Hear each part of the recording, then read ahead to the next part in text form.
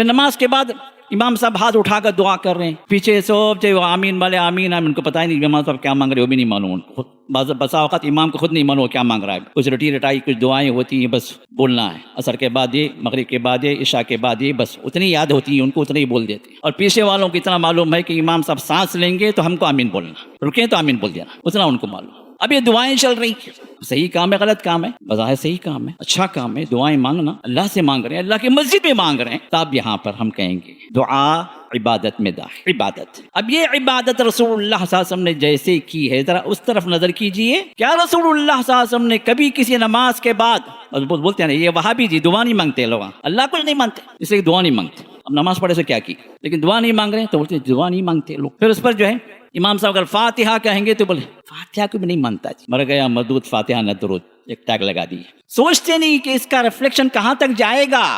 رسول اللہ میں کوئی فاتحہ اس طرح کی صحابہ نہ کی، اگر انہوں نے نہیں کی تو پھر اس کیٹیگری میں وہ بھی آ گئے نا، مر گیا مردود کس پر آپ ٹیگ لگا رہے ہیں؟ صحابہ پر، ائمہ پر، تابعین پر، سلف صالحین پر۔ سب سے پہلے تو مردود وہ بن جائیں گے نا تمہارے قول کے نظر، تمہارے قول کے اعتبار سے۔ زبان سنبھال کے بات کریں، کس کے بارے میں کہہ رہے ہیں؟ نماز کے بعد دعا ہو، سورۃ الفاتحہ پڑھنا ہو، جو بھی اجتماعی دعا ہے اپنی جگہ عبادت کی شکل، لیکن وہ عبادت ہے نہیں۔ کیوں؟ اس لیے کہ اللہ کے رسول نے نہیں کیا، صحابہ نے نہیں کیا۔ پھر دعا مانگنا نہیں کیا جی، مانگنا ہے، بالکل مانگنا، نماز کے اندر مانگنا۔ رسول اللہ صلی اللہ علیہ وسلم نماز کے اندر دعا مانگی، جتنی دعائیں تھیں آپ نماز کے اندر آپ نے کی، سلام سے پہلے آپ نے کی۔ میں نے اس سے پہلے بھی کہا آپ کو عربی نہیں آتی تو آپ دعائیں مانگیں، اپنی زبان میں مانگیے، لیکن دو موقعوں پر رسول اللہ صلی اللہ علیہ وسلم مانگنے کا حکم دیا، پوری امت کو آپ مانگیے۔ ایک سجدے میں تسبیحات پڑھنے کے بعد آپ کے اپنی دعائیں کیجیے، چاہے امام کے پیچھے ہوں یا آپ کے نوافل ہو، امام جتنا موقع دے رہا ہے اتنا مانگیے۔ آپ کی اور لمبی دعائیں ہیں تو نوافل پڑھیے، سجدوں میں دعائیں کیجیے۔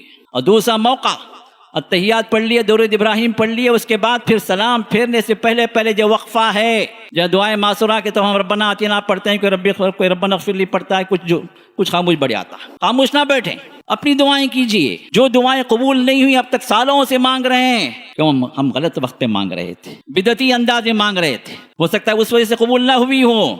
اب سنت کے انداز سے مانگیے، نماز کے اندر مانگیے، اللہ کے رسول کا حکم ہے، اب وہاں پر آپ مانگیے، سلام پھیرنے سے پہلے انشاءاللہ ضرور قبول ہوں گی، کیونکہ یہ سنت کے مطابق آپ مانگ رہے ہیں۔ تو نماز کے بعد دعا تو ہے، شکل تو ہے، لیکن وہ سنت نہیں ہے، وہ بدعت میں داخل ہے، اجتماعی دعا بدعت میں داخل ہے۔ نماز کے بعد فاتحہ کہہ کر جیسے سورۃ الفاتحہ پڑھنا بدعت میں داخل ہے۔